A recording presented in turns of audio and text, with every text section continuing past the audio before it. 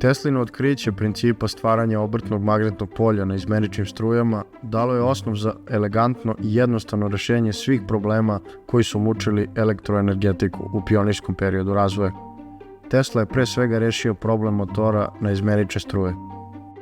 Suštinu svojih razmišljanja u vezi sa problemima koje je rešio svojim sistemom, Tesla je izneo u predavanju pred Američkim institutom elektroinženjera 16. maja 1888. godine. U našim dinamo mašinama, kao što je dobro poznato, proizvodimo naizmenične struje, koje ispravljamo pomoću komutatora, jedne komplikovane naprave za koje možemo s pravom da tvrdimo da predstavlja izvor najvećeg dela nezgoda koje se javljaju u radu takvih mašina. Funkcija komutatora je sasvim spoljašna i ne utiče ni na koji način u unutrašnji rad mašina. Prema tome, sve mašine su stvarno mašine na izmenične struje.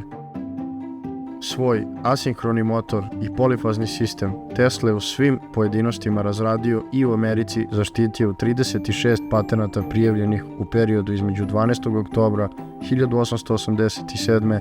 do 13. jula 1891. godine.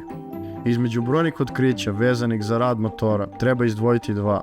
Prvi patent je elektromagnetni motor, broj 381968, prijavljen 12. oktobra 1887. godine i dobijen 1. maja 1888. godine, u kome je opisao nastajanje obrtnog magnetnog polja pomoću dvofaznih struja sa faznom razlikom od 90, proizvedenih dvofaznim generatorom. Zatim, sistem prenosa snage na daljinu pomoću dvofaznog generatora i motora, način na koji se može u generatoru proizvesti trofazna struja sa faznom razlikom od 60 i kako se pomoću nje može dobiti obrtno magnetno polje i izazvati obrtanje motora. U okviru patenta elektromagnetni motor broj 382279, prijavljenog 30. novembra 1887. godine i dobijenog 1. maja 1888. godine, u kome je zaštitio važno otkriće da obrtno magnetno polje proizvedeno u statoru indukuje struje koje stvaraju snažno magnetno polje u rotoru i u međusobnom dejstvu ova dva polja javlja se obrtni moment koji pokreće rotor. Ovo je patent asinhronog motora, jer obrtanje armature zaostaje za obrtanje magnetnog polja i to utoliko više što je motor jače opterećen. Procene o tome koliko je Teslin asinhroni motor danas primenjen u pogonu. Prema raspoloživim podacima, najmanje 60% ukupne energije koje se proizvede u svetu troši se za pogon asinhronih motora.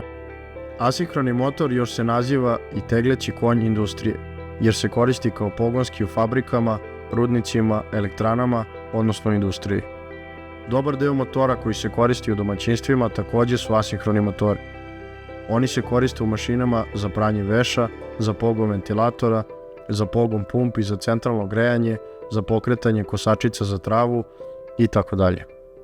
Početkom 60. godina nastaje nova era u razvoju asinhronog motora razvojem energetske elektronike.